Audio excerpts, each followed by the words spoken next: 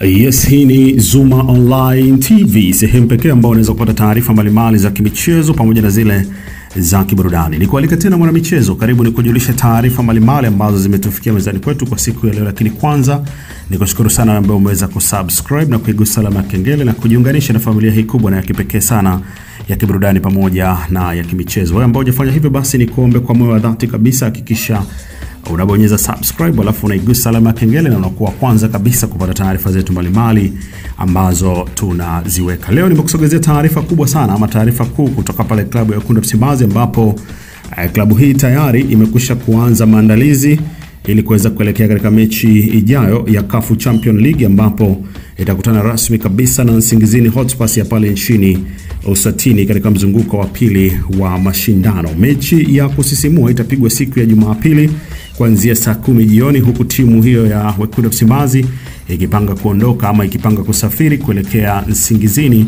siku ya Alhamisi ama kesho kutwa siku ya Alhamisi. Simba tayari imekamilisha mechi yake ya kwanza dhidi ya Gaborone na kujikatia tiketi ya kuendelea hatua nyingine, huku pia Nsingizini ikifuzu hatua ya awali kwa kuishinda Simba Bora ya pale nchini Zimbabwe. Ni kwamba Nsingizini Hotspurs ilianzishwa mwaka 1984 katika mji mdogo wa Nsingizini, wilaya ya Shizeswell, Eswatini, na ni moja ya timu zinazokuwa kwa kasi kwenye soka la Afrika. Timu hii imeshinda ligi kuu ya Eswatini mwaka 2024-2025. Pia imefanikiwa katika mashindano kadhaa ya kitaifa ikiwemo 8Bet Trade Fair Cup na Momo Cup, na ushindi dhidi ya Simba Bora ya Zimbabwe kwa mikwaju ya penalty katika mzunguko wa kwanza wa CAF umeiweka timu hiyo kwenye ramani ya soka la kimataifa, huku wakijivunia wachezaji wenye uthabiti na mbinu za kipekee. Labda nikujulisha tu mtazamaji wa Zuma Online TV ni kwamba Eswatini ni nchi ndogo ya Afrika ya Kusini Mashariki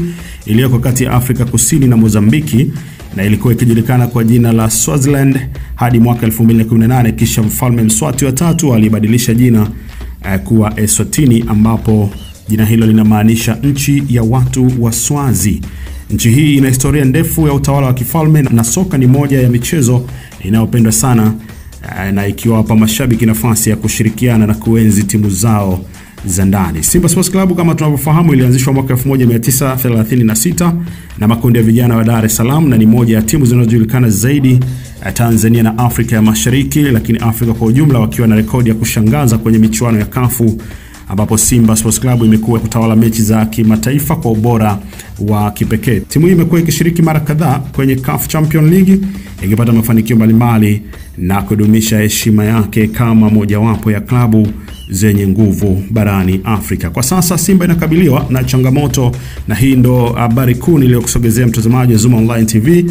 Changamoto kubwa ni ya mchezaji muhimu wa klabu hiyo ya Wekundu wa Msimbazi ambaye kwa sasa anauguza goti na aliumia katika mchezo ama wakati wa mchezo dhidi ya Gaborone, na huenda jambo hili linaweza kuathiri mpangilio wa kikosi cha kocha dhidi ya Nsingizini. Hali hii inaichanganya timu ya Simba kwa kuwa mchezaji wao nyota wa kutegemewa, goalkeeper namba 1 Musa Kamara, ana uwezekano wa kukosa mechi hii kutokana na kuuguza goti, ingawa ripoti ya mwalimu na ripoti ya daktari inaweza kuamua zaidi. Ushindani kati ya Simba na Nsingizini Hotspurs unatarajiwa kutoa msisimko wa hali ya juu, mabao ya kusisimua na mbinu za kipekee uwanjani, japo changamoto ya majeraha ya mchezaji mmoja na uwezekano wa kipa Kamara kutokucheza zinaongeza shauku ya kuona ni timu gani inaweza kufanya vizuri zaidi siku ya Jumapili. Kuondolewa kwake kutokana na majeraha kutaleta changamoto kubwa kwa kocha na wachezaji wenzake, kwani ni mchezaji anayeweza kubadili mtindo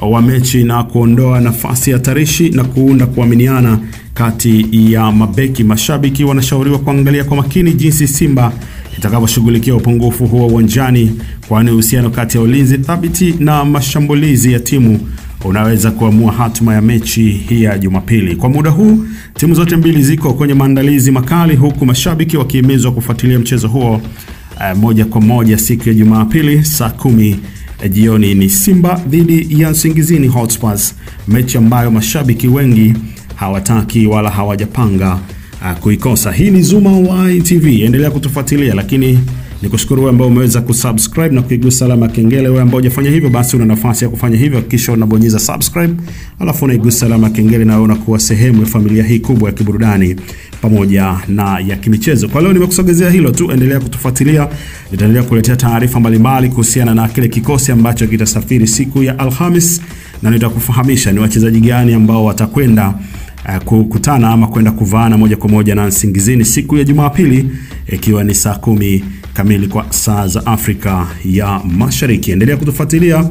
Hii ni Zuma Online TV.